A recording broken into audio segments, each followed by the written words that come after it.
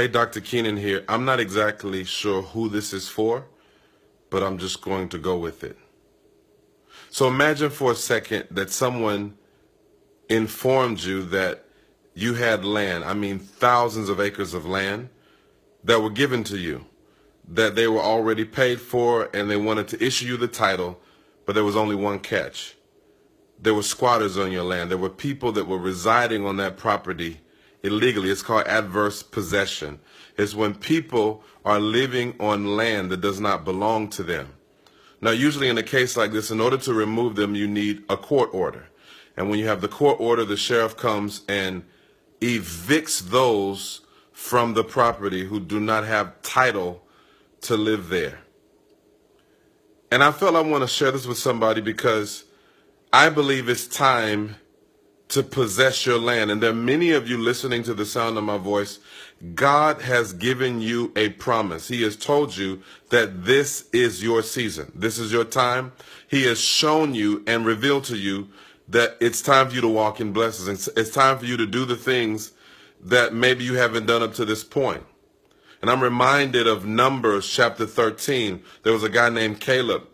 And when all of the other Israelites looked at Caleb, and they were reporting when they went out to spy out the land that God had promised them, the land of Canaan.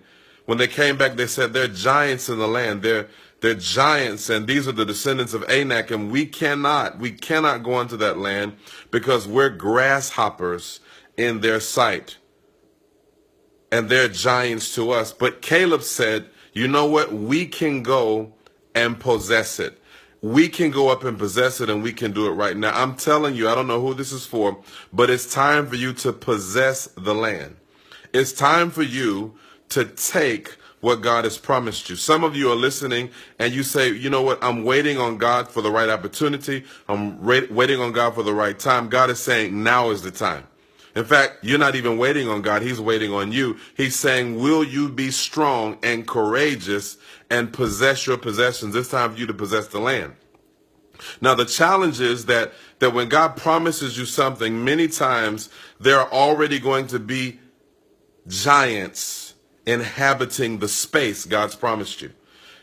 And are you going to just sit back and say, oh, well, I tried. Oh, well, you know, Lord, you said that you gave me this land, but there are people sitting there. Or are you going to dispossess those things that are occupying your territory illegally? Are you going to dispossess fear? Are you going to dispossess doubt and unbelief and take courage and go in and grab and lay hold of what God has given you? Because if you don't possess the land, it's going to sit there.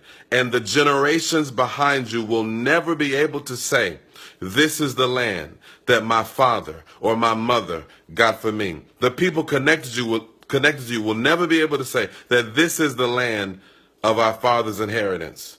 It's time for you to wake up, stop making excuses, stop complaining, stop looking at what everybody else is doing, stop looking at the limitations, stop looking at the size of the giants, and say, you know what? God has given me this land.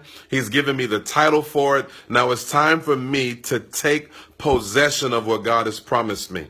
Regardless of your education, regardless of your background, regardless of your past, this is your season to possess the land like never before. This is the time to switch from a victim mindset to a victorious mindset and be like Caleb and say, you know what? We can take them. We be strong and well able to overcome them. Share this with somebody, encourage them and say, possess the land.